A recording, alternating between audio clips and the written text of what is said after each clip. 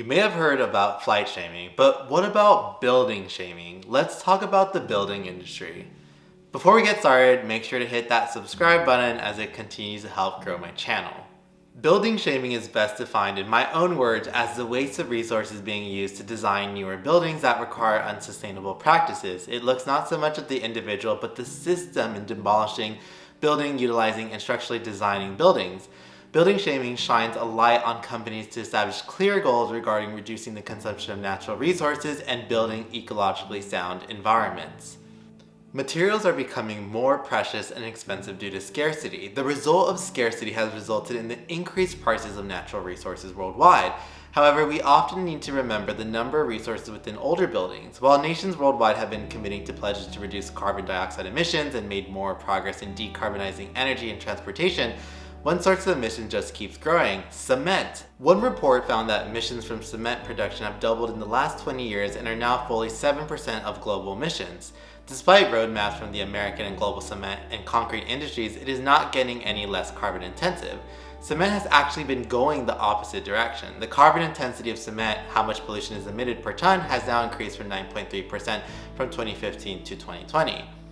An example shown above. Is building new buildings and demolishing old buildings that still have life to them a huge environmental footprint? And is it a waste of resources? In fact, one might argue there is some building shaming happening these days, such as in the United Kingdom, where it has gone to a point where architects have to justify every proposed demolition, as we see it recently in the image above, referencing a building in the UK. It's beginning to happen in North America, as there will be more of it as the understanding embodies carbon becomes more widespread. So, how can we reduce the consumption of materials? Small quantities of steel and cement can be used for the same job. Today, the world produces 530 kilograms of cement and 240 kilograms of steel per person per year. Small but significant changes to building codes and education for architects, engineers, and contractors could reduce demand for cement by up to 26% and steel by 24%, according to the International Energy Agency. Many building codes rely on over-engineering for safety's sake. That margin could be limited by using modern materials and computer modeling to whittle down designs to use only two necessary resources. Cement can be reinvented by reformulating cement, using greener fuels in cement kilns, and capturing the carbon emissions from calcination. We also need to stop building complex buildings like these that are literally useless and that will actually have so many structural issues in the future. Cement can be reinvented by reformulating cement, using greener fuels in cement kilns, and capturing the carbon emissions from calcination. We also need to stop building complex buildings, such as the term eco-brutalism.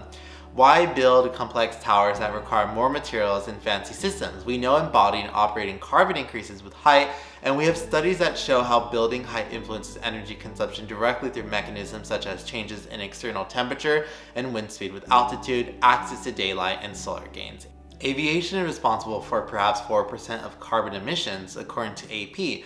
Concrete is perhaps 7%, and Architecture 2030 says building construction and operations are about 39% emissions and transportation emissions are about 23%.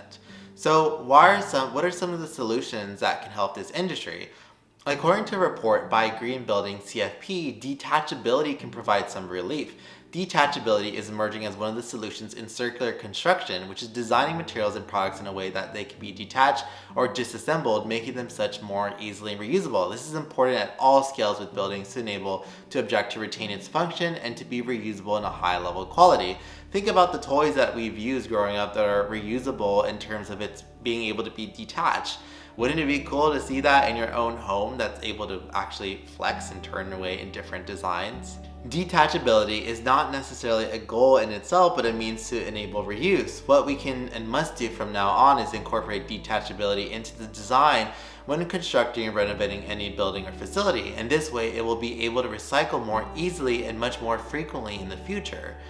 The ultimate form of detachability and reusability is remountability. Remountability is the disassembling of materials and restoring them from their original form. Remountable construction makes it much easier to move, change, or reuse building components. One example a report explains is a temporary court in Amsterdam.